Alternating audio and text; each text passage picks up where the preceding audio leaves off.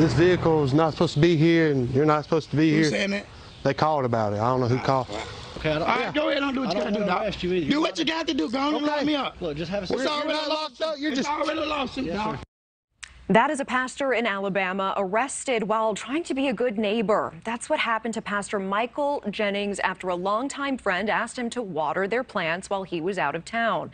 But as Pastor Jennings was outside watering the flowers, he was approached by the Childersburg, Alabama police, who told him that someone had reported a suspicious vehicle and person on the property. Now, in the police video footage, Jennings told the police the suspicious vehicle wasn't his and that he was just performing his neighborly duties. Well, Jennings stated his name and gestured to where his home was, but when he refused to show his identification, police arrested and charged him with obstructing government operations. And joining me now is Pastor Michael Jennings. Thank you so much for being here, Pastor. Thank you for having me.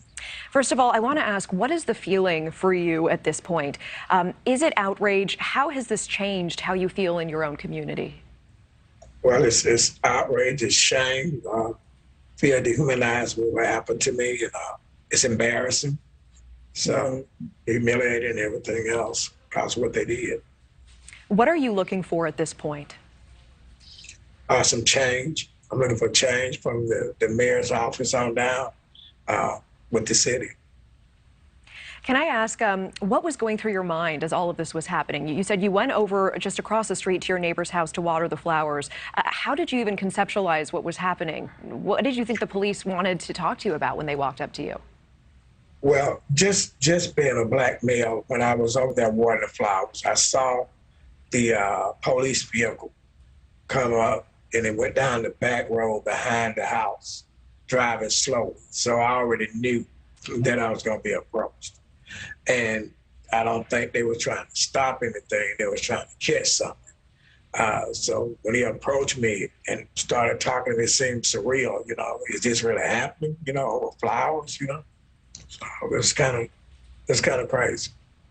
And as it was unfolding, I mean, I know you said that you anticipated being approached. Did you ever anticipate an outcome like this? No, I didn't anticipate that. No, I didn't anticipate that kind of outcome, because once I told them my name, I figured, and then told them where I live at, I figured they would just do a simple investigation. And at that point, it would be over. But I could tell from the beginning, when I told him my name and where I stayed, he did not care about that. He wanted ID. He wanted to get me in the system, because evidently they were suspecting me of burglary, bringing a vehicle to the scene. And so I knew they probably had their mind I was made up what they wanted to do. And we hear you in the video say your name and identify yourself right up front. They eventually brought you in saying that you were refusing to produce identification. Was that the case? And why didn't you just pull out your ID and show them? Well, first of all, I didn't even have my ID on me. And I knew that it wasn't law that I had to produce, because actually they was trespassing on private property and coming up and approaching me. That's why I said in the video, you walked up, you approached me while I was doing what I was supposed to be doing. Yeah, I hear you, and that's an important point to make. You were on private property, so you're saying it wasn't incumbent upon you to produce identification in the first place. That's correct. I didn't have to produce identification. And they could have simply just walked across the street and asked my wife, and I don't know why they did, but they chose not to. We know the charges were eventually dropped. How did that come about? How did that happen? Well, I was approached. The prosecutor called me a day or so later after I got out and said that he was not going to press charges. And so it went from there. He said he had talked with the chief and they was going to drop the charges. And in a statement, your attorney says that the arrest was not only unlawful, but actually kidnapping. Can you talk to us more about that? That's how I felt.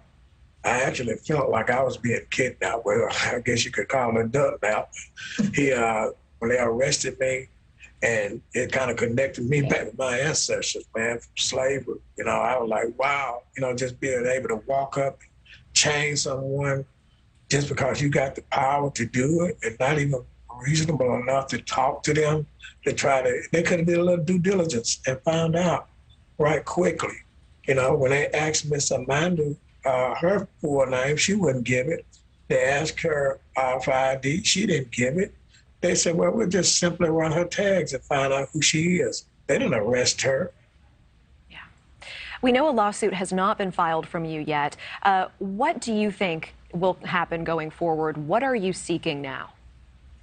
Like I said, I'm seeking justice. I won't change from throughout City Hall. This city, it has been infested with racism for 30 or 40 years, and it's not getting any better, it's just getting worse. And I guess God used me as the vessel to be used to help bring forth change. Yeah. You mentioned God. You are a pastor. Can I ask a personal question? How have you been using your faith to get through this? This must have caused so much anger and so much outrage for you personally. How are you dealing with those heavy emotions? You said it best, when the anger and the outrage, and that's what gets you through it. It's your faith and God giving you patience to go through and to endure. So just praying and believing, and support from my wife, support from the church. In the video, you know, we see officers trying to explain the situation to your family and other neighbors. What was their reaction after the fact of all of this? And do you think that they were trying to rewrite what happened? Well, when my wife came up, she was trying to give them my ID at that time. I calmed down at that point because I figured, okay, the neighbors coming forth and letting them know who I am. And so they're going to let me go now.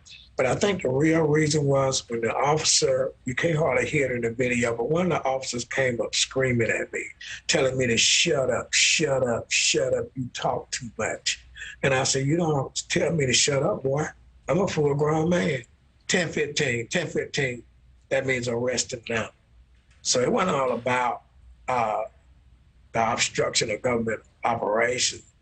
They feelings were hurt, and they didn't like certain people talking to them certain ways. Do you think this was racial profiling? I know it was. I mean, we know during... Please continue, Pastor. I even told my neighbor, I said, if I would have been a white man standing there watering those flowers, they would have talked to him, because the reason I know, they would have let him go, because even with her, they didn't check her background. They didn't investigate her. They said, we just choose to run her tag and find out who she is. But they could have walked across the street and did the same thing for me. But no, they wanted to put me in my place. Pastor Michael Jennings, is there anything that you want all of us to know tonight? Well, as a person, man, it really hurt my feelings. It was an insult to me. It dehumanized me. And I would like for people just to be aware of the society and the state of mind people are in now. Racism is at its highest, you know, and some of it is just ludicrous and ridiculous, the way people are treating other people for no reason. You know, the atmosphere is just, I mean, so hostile and volatile now. For any little thing could have happened. I could have been killed, you know, over that situation. If I would have turned and walked to go get my ID, ain't no telling what would have happened, because 3 blacks have been killed in this city. So people really need to be aware of the atmosphere of the heightened racism and how it's keep going, because if something is not done about this, and some people don't come together and start loving one another, helping one another, this thing gonna spread like crazy. And it's gonna be in a civil war in this country all over again if we don't do something to come together. Pastor Michael Jennings, I certainly appreciate your time tonight. Thank you so much for being here. Thank you for having me. Thank you for watching. Go to newsnationnow.com to find News Nation on your television provider. And don't forget to click the red subscribe button below to get more of News Nation's fact-driven, unbiased coverage.